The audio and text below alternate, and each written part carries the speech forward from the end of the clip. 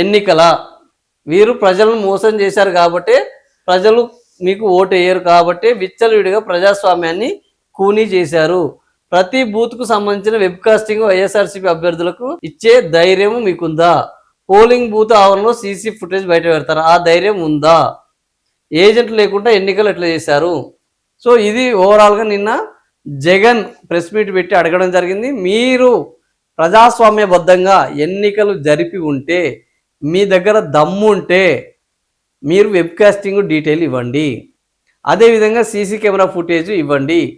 ఇస్తే అది ప్రజాస్వామ్యబద్ధంగా జరిగింది. లేని పక్షంలో అక్కడ దుండగులు ఈ ఉప ఎన్నికలు కేంద్ర బలగాల పర్యవేక్షణలో ప్రజాస్వామ్యబద్ధంగా నిర్వహించాలని.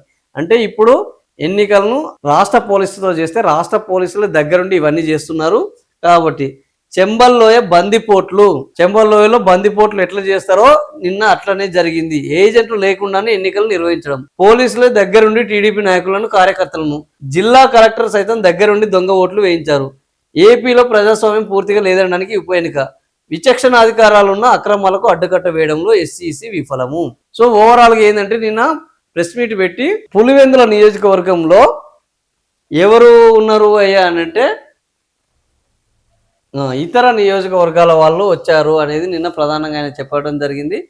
ఆధారాలు, ఇతర నియోజకవర్గాలు మండలాల నుంచి వచ్చిన వారు ఎలా దొంగ ఓట్లు వేశారు, ఎవరు అని పూర్తి వివరాలను చూపుతూ ఆయన కలెక్టర్ చెరుకూరు శ్రీధర్ సమక్షంలోనే వాళ్ళు జమ్మలమడుగు చెందిన వ్యక్తి టీడీపీ కార్యకర్తలు దస్తగిరి, సందీప్ కుమారు, నల్లపురెడ్డి పోలింగ్ బూత్లో వారు దొంగ ఓట్లు వేశారు.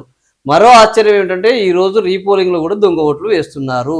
సో జమ్మలమడుగు నియోజకవర్గానికి చెందిన ఆదినారాయణ, అదేవిధంగా ప్రకాశము, మైలవరానికి చెందిన ద్వారచర్ల నల్లపురెడ్డి పల్లెల్లో ఓటు వేశారు. సో ఈ రకంగా ఒక్కొక్కరు ఎవరెవరు అక్కడ వచ్చి ఓట్లు వేశారు వాళ్ళందరూ జమ్మలమడుగుకు సంబంధించిన వాళ్ళు.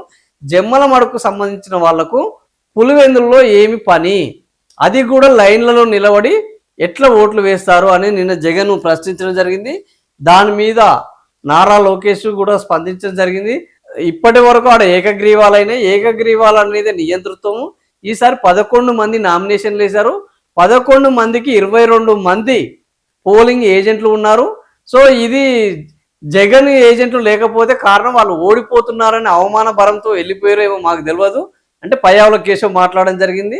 సో నారా లోకేష్ కూడా ఇంతమంది నామినేషన్లు వేశారు, ఇంత పెద్ద పోలీసు బందోబస్తుతోటి ఈసారి పులివెందుల్లో ఎన్నికలు స్వతంత్రంగా జరిగాయి, వాళ్ళకు స్వాతంత్రం వచ్చింది ఓటర్లకు ఓట్లు వేసేందుకు అని వాళ్ళు చెప్తున్నారు, వీళ్ళు చెప్తున్నారు. మరి ఇప్పటికే నేను కోర్టును ఆశ్రయిస్తానని ఎవరు మాజీ ముఖ్యమంత్రి జగన్ చెప్పారు. మరి కోర్టు ఏం చేయబోతుంది? ఈ దొంగ ఓట్ల వ్యవహారము, వాళ్ళు సేకరించిన ఏదైతే దొంగ ఓట్లు, టీడీపీ ఓట్లు, జమ్మలమడుగు ఓటర్లు, ఈ అన్ని విషయాల మీద కోర్టు ఎలా స్పందిస్తుంది అనేది చూడాల్సిన అవసరం అయితే ఉన్నది.